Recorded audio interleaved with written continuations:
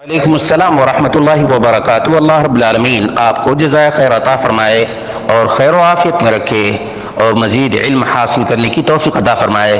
سوال یہ تھا، کیا بخاری شریف کی وہ حدیث جس میں تہجد تراویح کو ایک قرار دیا گیا ہے، کیا اس میں اضطراب ہے، اور کیفا اور کم اس کو اضطراب کہا جاتا ہے؟ اس کا جواب یہ ہے کہ نہیں، اس میں کوئی اضطراب نہیں ہے، اور یہ روایت معنن بیان کی گئی ہے، اس لیے کم اور کیف میں کوئی اضطراب نہیں کہا جاتا۔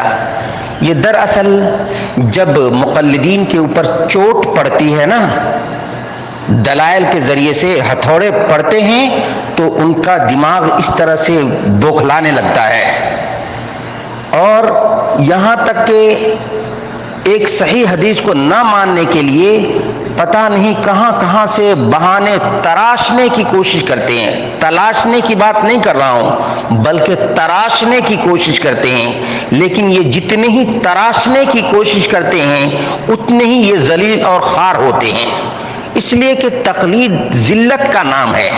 تقلید کس کا نام ہے جانتے ہیں؟ ذلت کا نام ہے، خواری کا نام ہے۔ اور تقلید یہ اپنے آپ میں حیوانیت، آپ جانتے ہیں حیوان کو پٹا ڈالا جاتا ہے۔ نبی کریم صلی اللہ علیہ وسلم نے بھی قلد النبی صلی اللہ علیہ وسلم، نبی کریم صلی اللہ علیہ وسلم نے بھی اونٹوں کو قلادہ پہنایا۔ احادیث میں آپ دیکھیں گے تو نبی مکرم صلی اللہ علیہ وسلم جب حج کرنے کے لیے جا رہے تھے تو آپ نے اونٹوں کو قلادہ پہنایا، ہار پہنایا، تو یہ تقلید ہے۔ اس سے معلوم ہوتا ہے کہ ذہنی پستی کے کس نچلے استر پر یہ لوگ پہنچ گئے ہیں۔ جب نبی مکرم صلی اللہ علیہ وسلم سے 20 رکعت کا کوئی ثبوت نہیں ملا صحیح سند سے، تو یہ کہنے لگے صحابہ سے دلیل دکھاؤ۔ صحابہ سے بھی دلیل پیش کی گئی تو آنا کانی دکھانے لگے کہ فقہا اتنے زمانے سے فقہا کا اجماع، اس پر اجماع کو توڑنے والی ان کے امام کی روایت ہی جو مراقی الفلاح کے اندر ہے، ان کی کمر کو توڑ کر کے یہ روایت رکھ دی۔ اب آنا کانی کے سوا ان کے پاس کچھ بھی نہیں رہ گیا ہے۔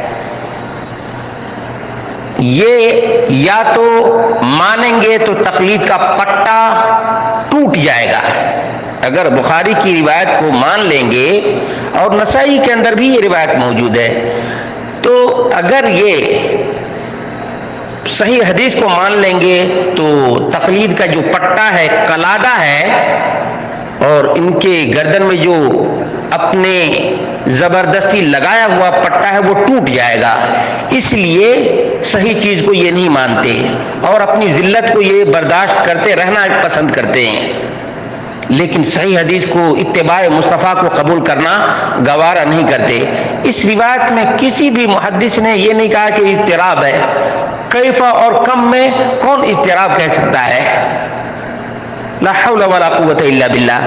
اس لیے ان لوگوں کو اللہ رب العالمین سے ڈرنا چاہیے، اور سب سے اہم اور ضروری بات یہ ہے کہ ان کے علماء مقلدین کے ادوار سے لے کر آج تک اس بات کا اعتراف کرتے چلے آ رہے ہیں کہ 8 رکعت تراویح نبی مکرم صلی اللہ علیہ وسلم کی سنت ہے، باقی نفل ہے، باقی مستحب ہے۔ البحر الرائق کے حوالے سے بھی یہ بات بیان کی جا چکی ہے، اور بارہا اس کین کر کے دکھایا گیا ہے کہ لو اپنی کتاب اپنی آنکھوں سے دیکھ لو، اس کے باوجود کوئی ہٹ درمی پہ اڑا رہے تو اس کا علاج نہ پہلے تھا اور نہ آج ہے۔